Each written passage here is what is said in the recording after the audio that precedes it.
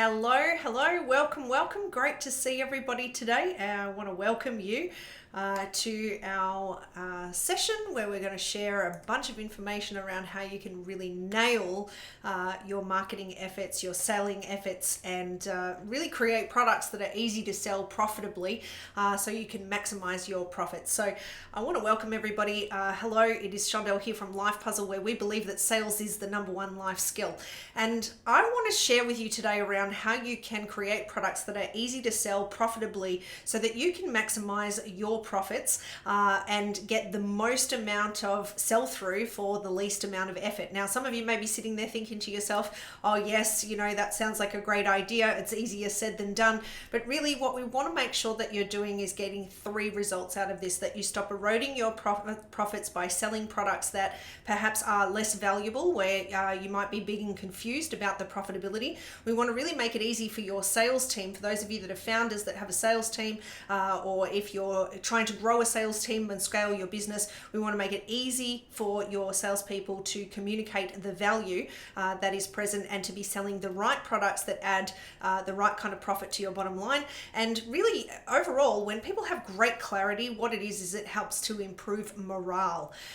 You may be thinking to yourself that perhaps you've got all of these things in place and yet you may not have the results that you really want to be having from your sales department or your sales team.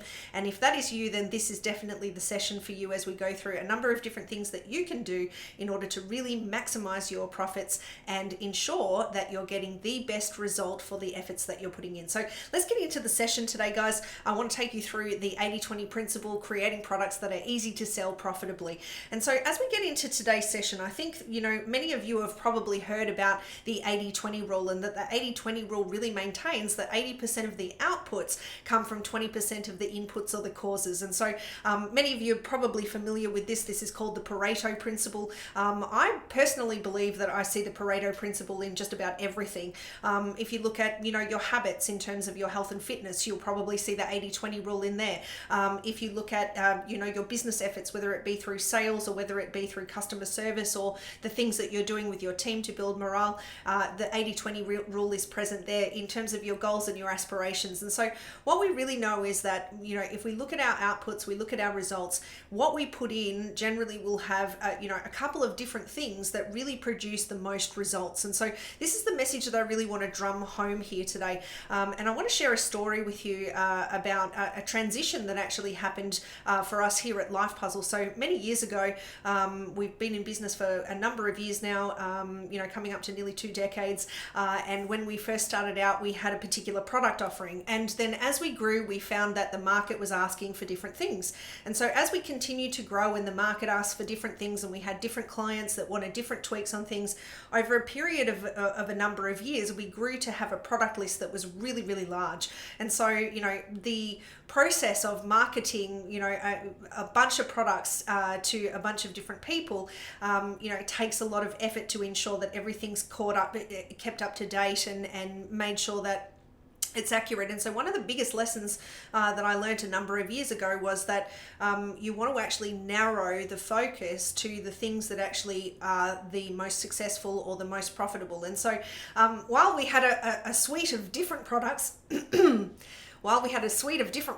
they were all very valuable, one of the things that we noticed was that there were some trends around the things that were able to get the most results for our clients, and that also were a win-win for the organization, a win for the delivery process, a win for the clients in terms of their results. And I would bet that if you and I would have a conversation, that there's probably a series of products, maybe 1 or 2 in your organization, that are the most popular and also the most profitable. And so what I really want to encourage you to do today is to ensure that you're actually thinking about this critically. And so as we get into today's session, the thing that I want to start off with is I want us to talk margin for a moment. And so for a lot of people, particularly sales professionals, one of the things that I see happen time and time again is we focus on top line revenue and top line results. And so, you might be setting out your forecasts and your budgets for the year in terms of what your sales team is meant to produce. Or if you're a founder that's actually still doing sales, you might be forecasting what results you need in order to produce the goals for your business this year. And for a lot of people, they focus on top line revenue. So what is the number that we're actually going to sell? And one of the biggest challenges in just focusing on the top line number is that you can sell a lot of, millions of dollars worth of product, but if you end up with very little on your bottom line, then that can be a huge deflation at the end of the year when you actually assess your results. In fact, I had a client that I worked with a number of years ago. Their turnover was around about 5 million for the year, and when we had a look at what the baseline profits were, they actually ended up being only $500,000 in profit, and so it was a lot of effort that they were putting in order to produce that. What was really interesting is that the year before they'd done less revenue but had roughly about the same profit, maybe a little bit more. And so I really want to highlight this, not just from the point of view of what's the bottom line revenue and what's the bottom line in terms of the money that you're getting, but also thinking about the effort that it takes in order to produce that. And so as businesses scale, what we find that as businesses scale, they can, find that they get a lot more work in order to get not much more of a result in terms of their profitability. And as I said, their top line revenue might look really, really attractive. However, once they get to that bottom line revenue and their margin, they actually are not that much in front. So I want you to avoid that trap. We're going to get into having a look at talking about margin for a moment. So if you have a look, we've got two potential products that we're looking at here. And so we're assessing a number of different things. So from a selling point of view, the first product might be worth $5,500 and the second product is actually worth $1,200. So we've got a bit of a variance in terms of what the product is being sold for. The second thing that we want to look at is, well, what does it actually take to be able to deliver that? And so we'll imagine that this is a consulting business where there's some time to be able to deliver a particular product. There may be a cost to the organization to deliver the product as well in terms of a hard cost, the complexity of the delivery, how we're looking at the expectations of the client, what the sales score might be in terms of, how we would grade it in terms of whether it's the right product to actually look at promoting, and then what the profit is on the bottom line. And so as you see here, when we look at a $5,500 product, it might take 10 hours to deliver at an average of $120 an hour. So that's what we're potentially able to be charging in order to deliver that. The cost to actually deliver that in terms of hard costs might be $1,000. The complexity of delivering that particular product, although it might be a high revenue, what we're seeing is that it's a high complexity. The expectations of the client also become higher, because if you're paying $5,500 for something, you're expecting a particular result. And then in the profitability sense, it looks like it's a profitable product at $3,300 worth of product. Now, when we start to look at this in a little bit more detail, you might be thinking, well, Shondell, it's a no-brainer. We have this particular product here, the profit, the margin on the bottom line, we're getting $3,300 as a result of selling a $5,500 product. But if we look a little bit more closely, what we can see in product two is that with product two, we've got a $1,200 revenue. However, the time to deliver it only takes 2 hours, and the resources that we're using to be able to deliver that are more like your $50 an hour mark. The cost to deliver it ends up being a lot less at $500. The complexity of the ability to deliver that is easy to medium, because there might be other assets and things that might be automated as part of that process. And then the expectation of the client is still medium to high. And so the sales score here is a lot higher in the sense that this looks like an 8 out of 10 as opposed to a 2 out of 10. But what normally trips people up is they look at the profit or they look at the bottom line and they say, well, it's only worth $600 to us. But what I really want to stress here to you is the fact that even though the bottom line on this may actually be less, significantly less, if we look at the contrast between $3,300 and $600, it's quite a difference. The challenge, though, is actually about the delivery and how many of them we can actually sell. And so if you think about your sales team and you think about a consulting business that needs people in order to deliver a product, and so this is a very important discussion that we have when we're scaling businesses. And I want to highlight and stress to those of you that might be watching this around the difference between scale and growth. And so when we think about growth, for a lot of businesses, they're generally growing, and then gone. And the tip that I'm about to share with you is the reason why they're often growing, gone. You might be surprised to know that in the scale of businesses that are successful, there's actually a lot of stats to show that if 100 businesses started today, that in 10 years' time, only 4 of those businesses would be left. There's a couple of different transitions. About 50% of them will, deteriorate in the first 2 years of operation. Some of them make it to the 5-year mark, but only 4 of them will actually make it to the 10-year mark. And out of those 4, only 3 of them will actually be producing 7 figures or more. Only 1 of them will be producing 7 figures or more. And so what we know about this is that for a lot of people, the reasons that they drop off along the way has a lot to do with this myth that we need to grow. And so a lot of thinking isn't done in terms of how to actually make sure that you can sustain that growth and the delivery of that growth. And so for this business, or the example that I just shared with you, although the $5,500 product is a lot more profitable per unit, what we find is that our capacity to deliver that is less and less because of the nature of the way in which it's delivered. And so I'd like you to consider, I really want to challenge you to actually think about, is the profit of the product that you're selling the most units of really the right product for your business in terms of your capacity, your delivery, and also the expectations of your client? And so this is really a guide for you to really start to think about, what are your products, and have you chosen your products wisely? Have you had a conversation with your sales team and had a chat about what products they're selling and why they think those are the ones that they should be steering into the marketplace? And what does it do for your clients? So when we think about our product design, and I'm really speaking to our founders here in terms of product design and what we're taking to the marketplace. If you're a sales professional watching this, then I really encourage you to go and have a chat to your founder or to the person that actually makes the decisions around this, because it could actually be impacting your ability to earn commissions. So when we think about volume of sales, sometimes as a sales professional, we walk in and we go, well, we want to sell the highest product because that's where we're going to earn the most commission. When we do that, what happens is we actually erode our ability to be able to sell more, because if the company doesn't have the capacity to be able to deliver what you're selling, then not only does that impact your commissions and what you get as a result of that, but it's also going to impact your relationship with your clients.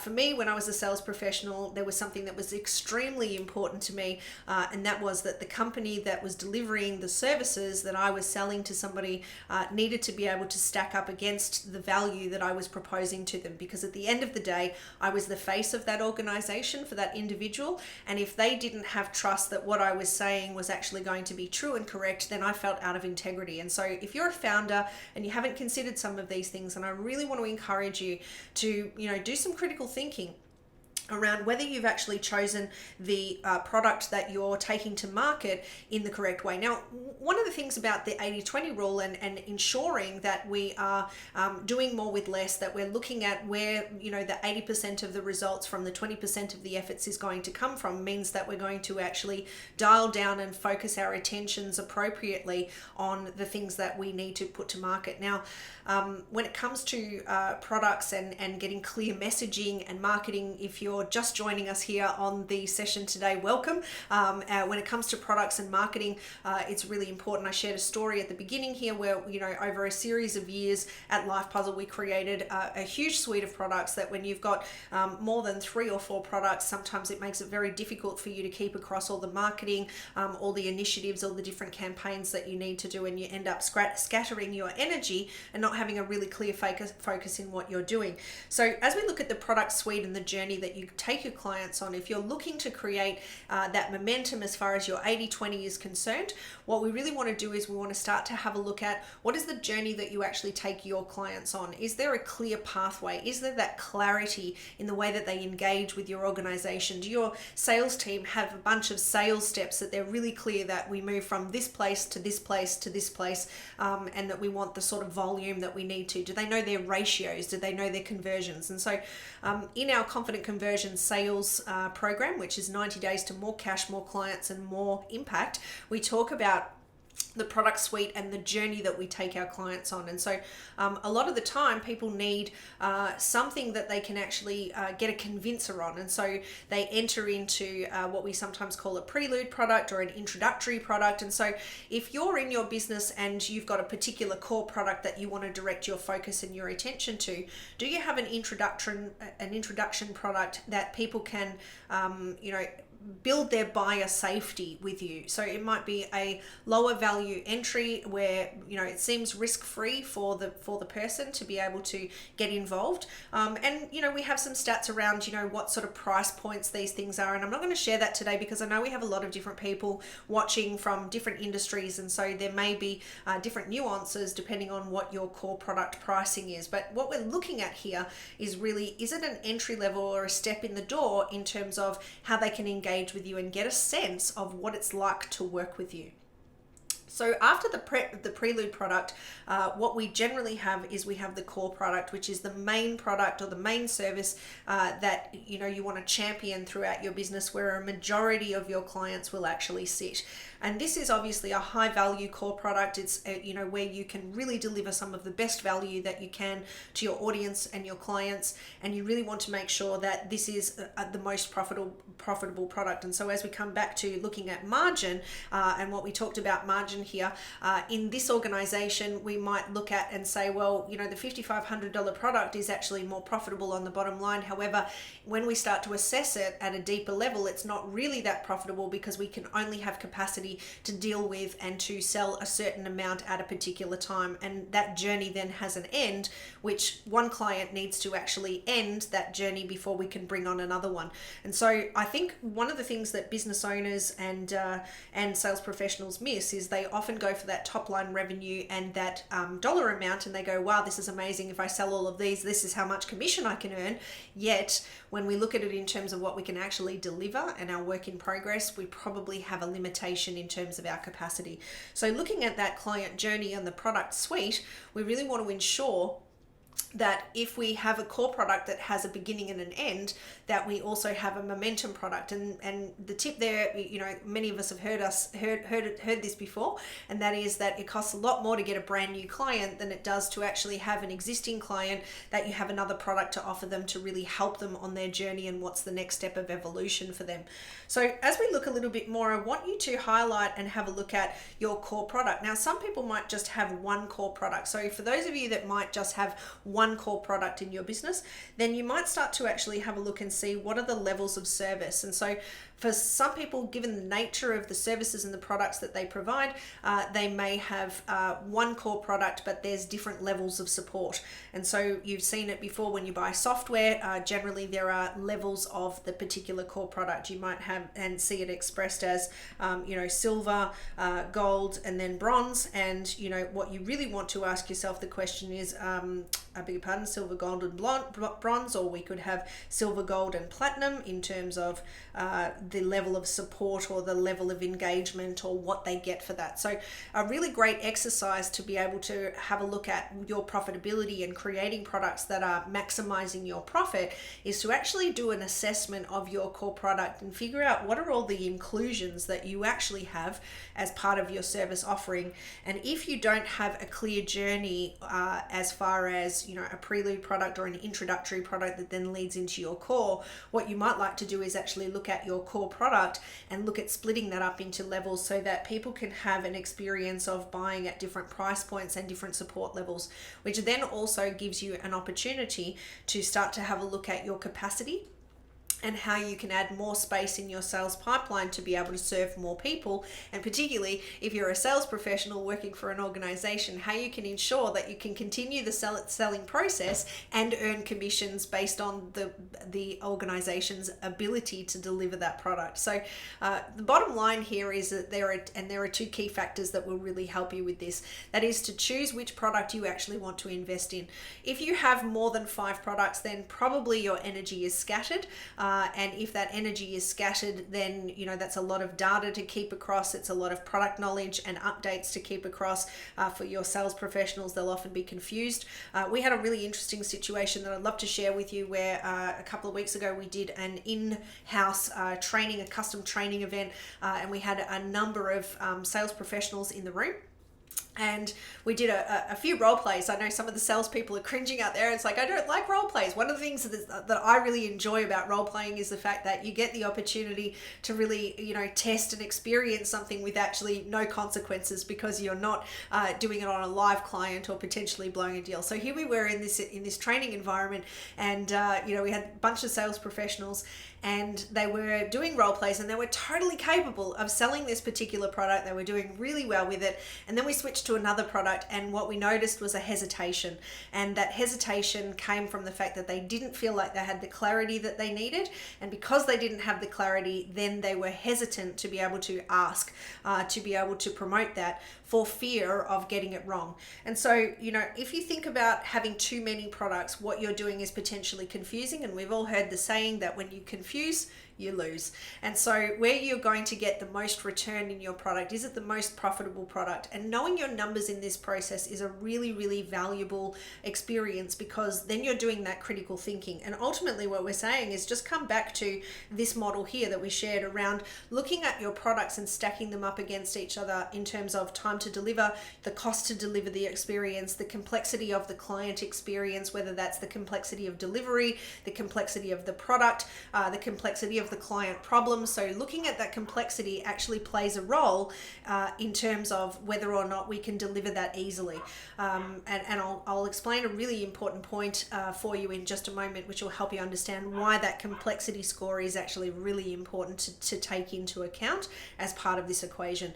In addition to that, what would you grade it in terms of a sales score? Like, is it a great product just because it has a high dollar value, or is it a great product because it actually helps people to get results and it's actually really easy to deliver and you can sell a volume of them? And so some of you might be sitting there saying to yourself, well, I actually I'm not interested in selling high volume. I only want a select group of people. In which case, this is still a valuable exercise to do, because you might find that by splitting up the delivery, or looking at what it is your client actually gets, what are the things that are part of your promise, your authority, and your delivery that could potentially be scaled back. Or maybe it's time to look at a price increase if the profitability is not there. So there's lots of opportunities for you to really look at how can you maximize your profits here. And what I often find too, and I'm speaking specifically to the founders in the group that might be watching this as well, is that sometimes when you've delivered a particular product, when you've been in business for quite some time and you've delivered a particular product for a long time, we often don't come back and actually have a look and say, does this still work for our organization, or does it need some tweaks, some revisions, a little bit of innovation? And so if you're a founder that has had the same service and it has had the same inclusions and the same criteria for your buyers and your audience for some time, it could be a good exercise to actually go back and have a critical thinking session around, is there something that we could take out that perhaps is no longer needed, that isn't profitable for our organization and the way we deliver this? Is it that we really need a price revision? There are so many organizations that I work with who haven't reviewed their prices in more than 5 years, and costs and the cost of living and the cost of delivery and expectation has shifted significantly in that time, and that could be a lost opportunity as well. Most importantly, what I'd really like to talk about is the impact of your bottlenecks. And so if I have a sales team, and this is a production line, and the sale happens here, and then we have the administration process, and so we have the onboarding of the client. There might be, depending on what industry and you're in, there might be onboarding or kickoffs or prereqs meetings, things like that, where we're actually getting the client into what we're doing, and then there's the actual process of delivery. Now, if I've got a limitation in terms of the delivery process, that I need certain assets along the way in order to create that delivery, my salespeople might be able to produce 10 sales a month, yet if my capacity to deliver is only 2 people a month, based on the fact that I am having to spend time and energy based on that example that I shared before, then the founder or the person who's delivering, or the team of delivery people who are doing that, will experience a huge bottleneck where we actually have waiting lists, we have challenges, etc., which means that we're not getting that sell through.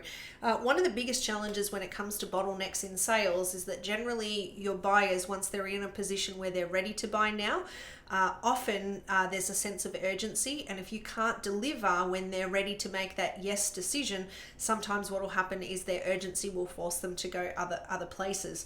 So my question to you is, what are you really missing out on when you're not looking at your bottlenecks and you're not looking at the capacity equation as part of your profitable products?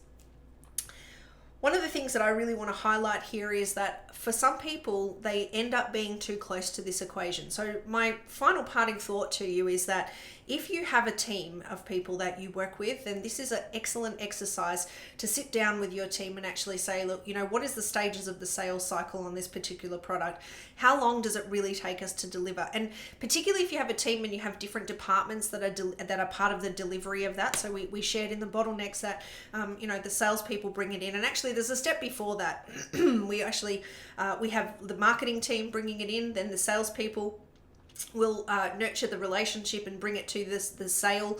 Then the admin team are going to sort out all the paperwork and the administration associated with that, and then it may get onboarded and handed over into the delivery team. And that client journey, that client experience, has a number of different hands touching it, and the salespeople may not be aware of the bottlenecks that are present in administration. The delivery people may not be aware of the fact that sales have all of these people that they'd like to onboard, but there's a wait at the moment, and potentially missed opportunity. And the admin people may be getting a lot of queries or a lot of complaints that no one else is aware of. So if you're a founder and you have a team of people that are involved in this process, I highly recommend a meeting where you all get together and just do some critical thinking around what is the real profitability and the true profitability of your products, if you take into account all of the different little nuances and the things that come up along the way. Now, there's 2 options here. When you identify what some of these bottlenecks are, when you identify what some of the bleed is and the buckets that have leaky, or that you have holes in this particular bucket, you can either plug those holes by, reinventing the system, or maybe there's another step in your sales process or in your onboarding process that actually helps to address some of these queries that come up that take, 10 or 15 minutes or an hour to solve for one individual. You can actually build something into your process so that you can ensure that you get a better flow on effect in the way that people engage with you. So heaps and heaps of opportunity, and I think that the minds of many in brainstorming some of these challenges will often give you more information than if you sit and do the critical thinking just yourself or just one other person. And for any of you that may be curious about getting some insights from an outside perspective, if you need some help on this, then I really want to encourage you to jump on and book a discovery call with either myself or a member of my team, where we'll take a look at the marketing and sales delivery system, see what isn't working, help you to identify the bottlenecks. And so you can either head to 3sales.me/call in order to be able to book that appointment in, or you can also just click on the link below and say me, and we'll send you the link and ensure that we get you in. And so sometimes having a set of eyes that is not your own, or that you're not so close to it, can really help you, and will help you to identify what's the number one bottleneck that's actually preventing you from being the most profitable that you can in the context of what you're doing. So guys, I really want to thank you for tuning in today in the NLP Sales Mastery Academy. I really hope that you will take some time over the next few days to have a look at what is the 80-20 principle in your business. Where are you getting the most impact from what you're doing with your products and services? Where are the bottlenecks coming up? And what can you do to alleviate that and create more profit and maximize your profitability and your sell-through in your business? So thanks for tuning in. Go out there and make more profit and maximize your sales and your engagements with your clients. And until we meet again, I'm Shondell from Life Puzzle. Be well and be empowered. Bye for now.